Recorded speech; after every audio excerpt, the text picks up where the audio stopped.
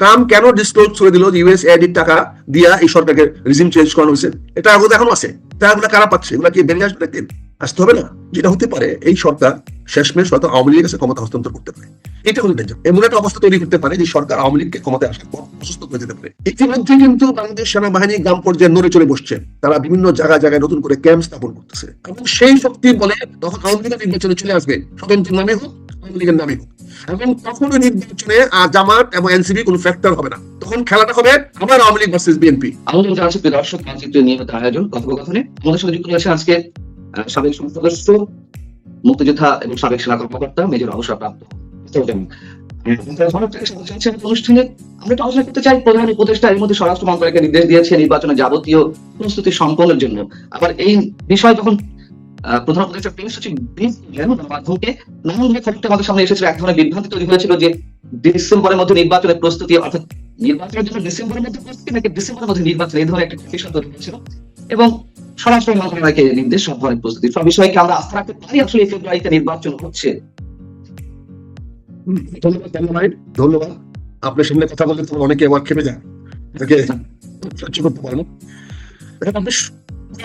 বিষয়টি বিভ্রান্তিকর, কারণ নির্বাচনের প্রস্তুতি নেওয়া, নির্দেশ দেওয়ার দায়িত্ব হলো উপদেষ্টা পরিষদের, এবং টু বি প্রিসাইজ উপদেষ্টা প্রধান উপদেষ্টা মহোদয়ের দায়িত্ব না। কারণ মন্ত্রীরা কিন্তু প্রধান উপদেষ্টা অধীনস্থ না, কোন মন্ত্রণালয়ে প্রধান উপদেষ্টা অধীনস্থ না।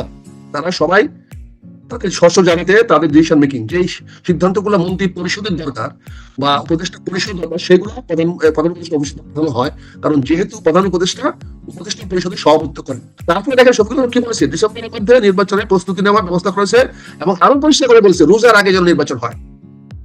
মিস্টার গাধা, উনি জানেন না যে 17ই ফেব্রুয়ারি থেকে রোজা শুরু হবে। 17ই ফেব্রুয়ারি 2026 সন থেকে রোজা শুরু হবে, বা 18 ফেব্রুয়ারি হতে পারে, কিন্তু কোনো কারণে চাঁদ উঠতে দেরি করে। সেখানে 31শে ডিসেম্বরের প্রস্তুতি নিলে পরে আর বাকি থাকে তাও স্বরাষ্ট্র মন্ত্রণালয় প্রস্তুতি নেবে, নির্বাচন কমিশন না। তার মানে 31 তারিখে যদি প্রস্তুতি নেয়, হাতে থাকতেছে মাত্র 47 দিন। 47 দিনের মধ্যে নির্বাচন করা সম্ভব? এই যে বিভ্রান্তিকর বক্তব্য, এবং এই বক্তব্যের উপর দেখলাম রাজনৈতিক দলগুলো রিয়েক্ট করেছে। জামাত ইসলাম বলছে যে তারা সবসময় নির্বাচনের জন্য প্রস্তুত, আবার বলছে যে সংস্কার হতে হবে, বিচার হতে হবে। আচ্ছা, এখন যদি মনে করেন, আমি তাত্ত্বিকভাবে বলছি যে সরকার বললো যে আমি সকল বিচার 7 দিনের মধ্যে করে ফেলবো, সবাইকে আরেকটা এখানে ইম্প্যাক্ট আছে। শফিকুল সাহেব বলছেন ওই সংবাদ সম্মেলনে যে প্রধান উপদেষ্টা বলেছেন নির্বাচন ফেব্রুয়ারি অথবা এপ্রিলে হবে, মানে এখন সেই এপ্রিলের জায়গাতে আছেন। এবং বিএনপি যে সঙ্গে যে লন্ডন বৈঠক প্রধান উপদেষ্টা, সেখানে স্পষ্ট বলা হয়েছিল, যদি ওখানেও ইম্প্যাক্ট কিন্তু ছিল যে সব প্রস্তুতি সম্পূর্ণ হবে ফেব্রুয়ারিতে নির্বাচন, আর এখানে এসে আবার সে 7 এপ্রিল, মানে সবকিছু নিয়ে কি একটা গুটি খেলা হচ্ছে। দেখেন, আমি তো গ্রামের মানুষ, আমার বাংলা শব্দের মধ্যে কতগুলা অত্যন্ত সুন্দর শব্দ চলে আসে, যে শব্দগুলো আমার অন্যের গায়ে ভালো লাগবে না, আমি সুন্দর সুন্দর শব্দগুলো ব্যবহার করতে চাই না। তবু আমি বলবো যে এই যে জাতিকে বিভ্রান্ত করা হচ্ছে, এবং সেই বিভ্রান্তকর বক্তব্যের মধ্যে সে নির্বাচন নিয়ে একটা হেয়ালি করছে, এতে জাতিকে একটা বিভ্রান্তি দিকে ঠেলে দেওয়া হচ্ছে। আপনাকে আমি বলেছিলাম, গত তারিখেও একটা আলোচনায় বলেছিলাম যে রাষ্ট্রটাকে, জনগণকে একটা বিভ্রান্তি দিক থেকে ঠেলে দেওয়া হচ্ছে, একটা ভয়াবহ অবস্থা দিকে ঠেলে দেওয়া হচ্ছে। সে জানান দিল 17,000 পুলিশ নেওয়া হয়েছে। 17,000 পুলিশ কবে নিলেন, তাদের প্রশিক্ষণ কত মাসের, কোথায় প্রশিক্ষণ হচ্ছে?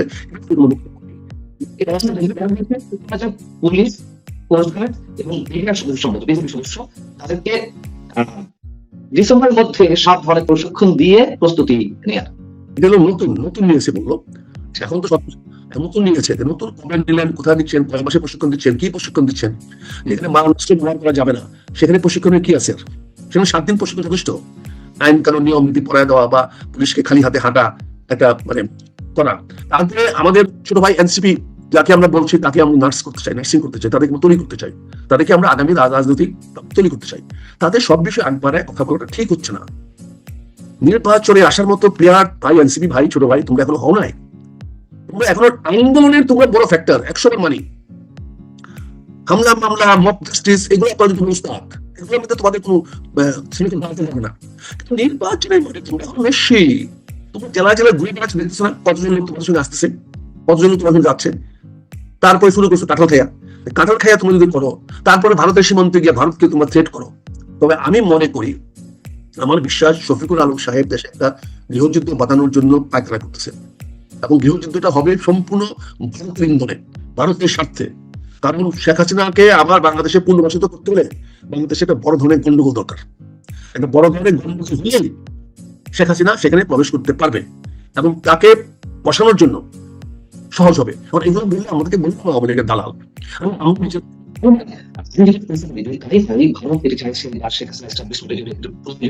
তাহলে এটা যদি অন্য সবাই বুঝতে পারে, এটা কি শফিকুল আলম সাহেবরা বুঝতে পারছেন না যে তারা অস্থিতিশীল অবস্থা, চরম একটা অস্থিতিশীল অবস্থা।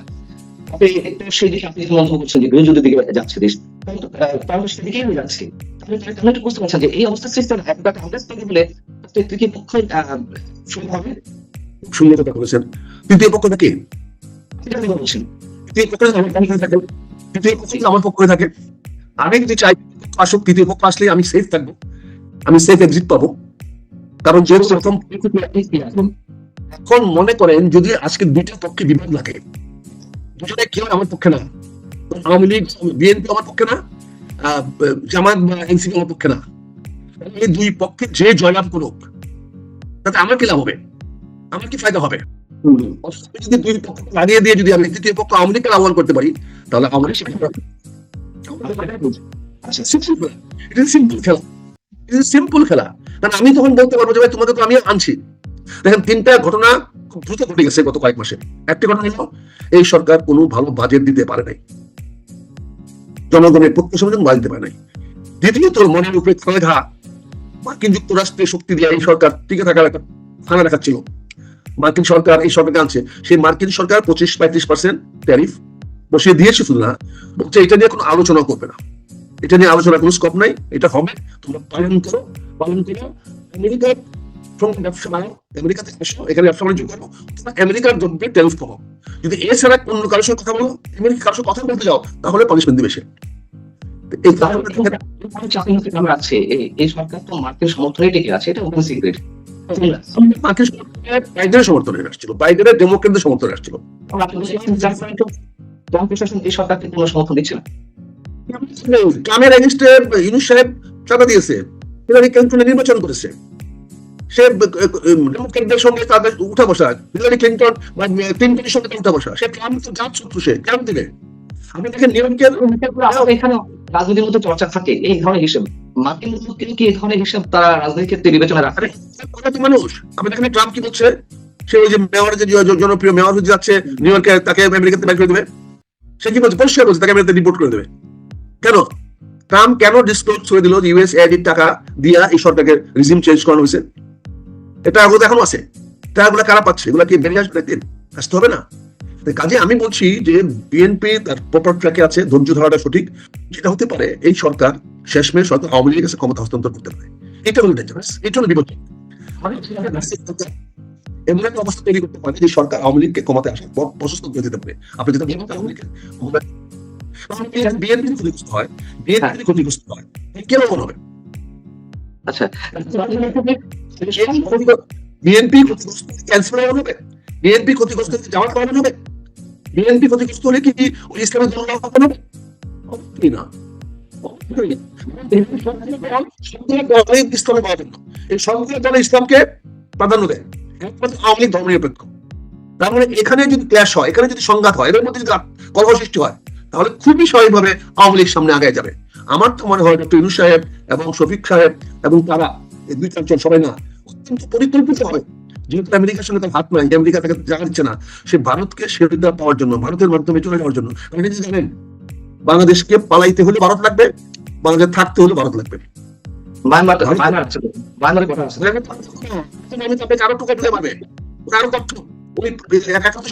তখন আপনি পালাই যাবেন, পালাই গেছিল ওদিকে, জামাতে পালাই গেছিল। কাজে এই সরকার দেখেন জাপান থেকে ঘুরে আসছেন, লবণঙ্গা কিছু আসে নাই, জাপানে কোনো ইনভেস্টমেন্ট আসে নাই। আপনি চীনের থেকে আসছেন, চীন এখন পর্যন্ত কিছু বলতেছে না, চীন এখন ধরম মরম করতেছে বিএনপির সঙ্গে, কথাবার্তা বলতেছে বিএনপির সঙ্গে। আপনি আমেরিকানে বলছিলেন দিতে পারেন নাই, আপনি আমেরিকান বলছিলেন সেন্ট মার্টিন দিতে পারেন নাই, আপনি আমেরিকান বলছিলেন লোভিং জাতির সঙ্গে বলছেন দিতে পারেন নাই, পাইছেন 35% ট্যারিফ।